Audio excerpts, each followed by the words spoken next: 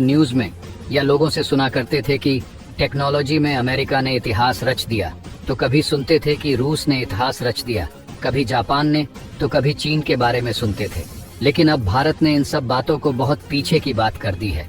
आज भारत अपने मेहनत के दम पर इतिहास रच भी रहा है और दुनिया देख भी रही है।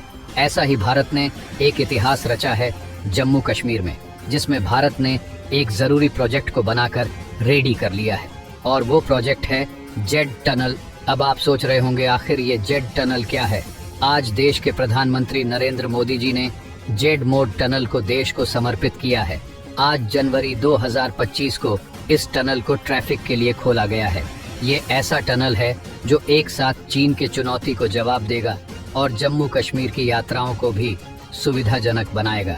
भारत के कारीगर इंजीनियरों की कड़ी मेहनत के बदौलत यह प्रोजेक्ट न केवल देश के लिए बल्कि प्रगति के नए द्वार खोलेगी। तो आज हम इस वीडियो में जानेंगे कि ये जेड टनल क्यों भारत के लिए खास है और क्यों यह भारत के लिए एक नई उपलब्धि है। लेकिन वीडियो में आगे जाने से पहले अगर आपको भी लगने लगा है कि भारत अब इतिहास रचने लगा है, तो वीडियो को लाइक करके कमेंट बॉक्स में जय हिंद जरूर लिखें। याद रहे, जय हिंद कहना हम सब के लिए गर्व की बात है। दोस्तों, सबसे पहले आपको बता दूं कि इसके नाम को लेकर थोड़ी सी कंफ्यूजन थी, क्योंकि कुछ दिन पहले तक इस टनल के एंट्रेंस पर जेड मोड टनल का बोर्ड लगा हुआ था। लेकिन जब मैंने कल न्यूज आर्टिकल्स में भारत सरकार द्वारा जारी किए गए फोटोज देखे, तो पाया कि इसका नाम अब यानी सोनमर्ग टनल रख दिया गया है। यानी इसे सोनमर्ग टनल कहें या जेड मोड टनल, दोनों एक ही हैं। हो सकता है भविष्य में इसका नाम बदलकर किसी व्यक्ति के नाम पर रखा जाए, लेकिन फिलहाल यह सोनमर्ग या जेड मोड टनल के नाम से ही जाना जाता है। इस टनल की अगर महत्व को एक वाक्य में समझाना चाहें तो यह कश्मीर और लद्दाख को 12 महीने कनेक्टिविटी यानी 12 महीने जोड़ ढांचने का कार्य करती है। जब यह टनल और अन्य एक टनल पूरी हो जाएगी तो कश्मीर से लद्दाख की यात्रा हर मौसम में मुमकिन हो जाएगी। याद रखें, जेड मोड के अलावा जम्मू कश्मीर और लद्दाख में लगभग 31 टनल्स पर काम चल रहा है। जब ये सभी टनल्स बन जाएंगी तो इस क्षेत्र का इंफ्रास्ट्रक्चर देश के बेहतरीन इंफ्रास्ट्रक्चर में गिना जाएगा। भारत में एक बहुत प्रसिद्ध पास है जो रोहतांग पास के नाम से जाना जाता है। मुझे यकीन है कि आपने इसका नाम जरूर सुना होगा। ये कौन कौन से क्षेत्रों को जो ढकता है, इसका जवाब आपको इस वीडियो के अंत में मिलेगा। और हाँ, जेड मोड टनल किन क्षेत्रों को जो ढकती है, इसका जवाब भी कुछ देर में आपको मिलेगा। अब इस टनल की लोकेशन और कुछ बेसिक डिटेल्स एग्जाम के दृष्टिकोण से आपको पता होनी चाहिए। ये टनल गंदरबल जिले में, जो जम्मू और कश्मीर का हिस्सा है, स्थित है।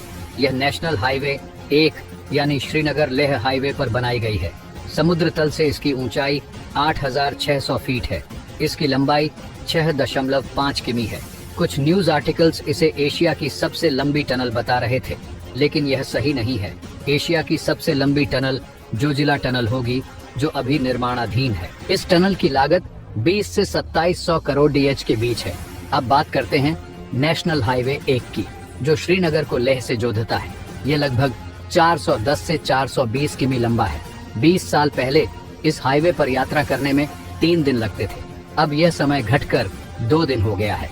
हालांकि यह अभी भी एक चुनौतीपूर्ण मार्ग है, क्योंकि पहाड़ों के रास्ते में लैंडस्लाइड और अन्य प्राकृतिक बाधाएं आती हैं।